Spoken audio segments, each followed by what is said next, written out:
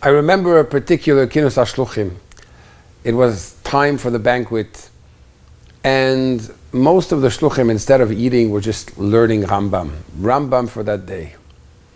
Inside of me, I had a feeling, wow, I already finished Rambam today. But then I realized I was only learning one chapter of Rambam while they were learning 3. What a big difference. That day, I made a firm resolve that I'm going to start learning 3 prakim of Rambam. Now that was very, very tough. I must say that I wasn't so serious. There were days where I just missed the Rambam for that day. And when you miss one day, well, you miss the second, the third one, and when you're in the middle of Ilchos Shabbos and you have 40 or 39, 38 halachas each chapter, it accumulates very, very quickly and it could get very discouraging. At a certain point, I was going through a very tough time financially. My mashpia had told me that he heard that somebody that once had debts came to the Rebbe and said, Rebbe, I have debts. And the Rebbe supposedly answered him, if you have debts in Rambam, that's why you have debts financially. I don't know if the story is accurate or not, it's been verified, but I really took it very seriously and I started taking upon myself to cover my debts. I printed out all the pages of Rambam from the Dvar Malchus that I had missed. It was maybe 150 chapters of Rambam that I didn't do. But I had them in my backpack wherever I went.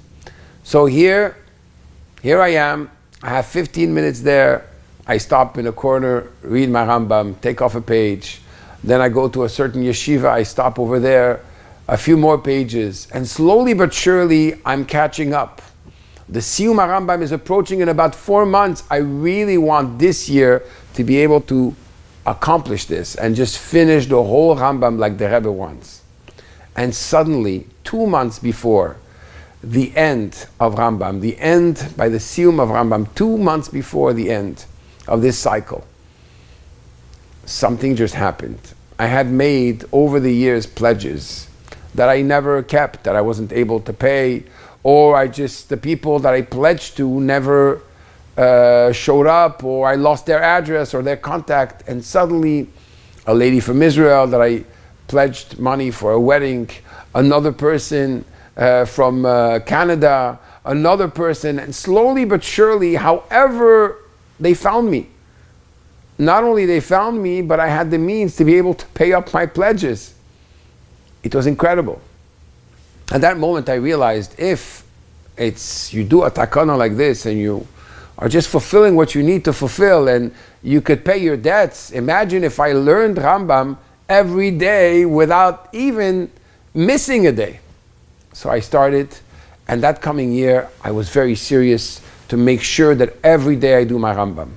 But it's true, sometimes I would do it after Shkia.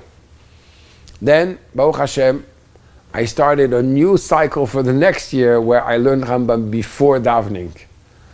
And once you learn Rambam before davening, you have a fresh mind, you start your day, you know you did the Rebbe's takana.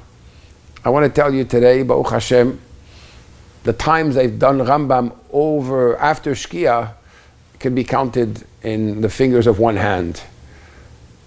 Living with the takana of the Rebbe is tremendous. It has brought me brachas which are incredible. The flow of brachas each time, financially, in health-wise, in everything that we do, it's our lifeline to what the Rebbe wants. And we know what it says in Likutei Torah and Parshas Kedoshim. The famous Maimer the Rebbe asked us to all learn by heart, Ve'adarta Pnei Zaken, that we have a mitzvah to learn and to know all the mitzvahs of the Torah. And once you know all the mitzvahs, every part of yourself is connected to Torah, it's connected to halacha, it's connected to the Eibishter, it's connected to Hashem. As a result, I was rewarded with even a greatest reward of all. I was able to participate into a project which was initiated by Rabbi Eli Tuf, which is basically Pardes HaMelech, which is in Hebrew and in English today, thank God. Baruch Hashem, we got it translated in English, which is basically a Rambam with 1,500 to 1,000 explanations of the Rebbe al-Asar on the actual place, it's completely opened our mind, our hearts to a new way of looking at Rambam. So, what can I say?